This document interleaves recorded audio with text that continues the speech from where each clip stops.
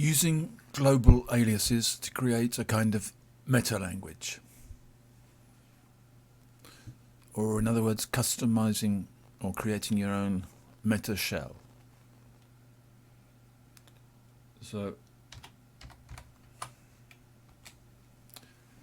These are a subset of my global aliases.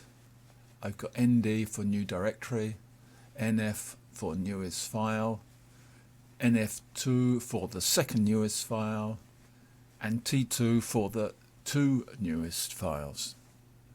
And they're part of a little family of aliases like that.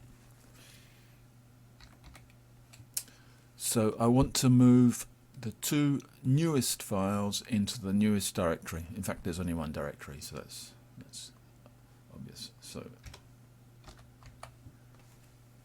I've got copy T2, the top two files, into the newest directory.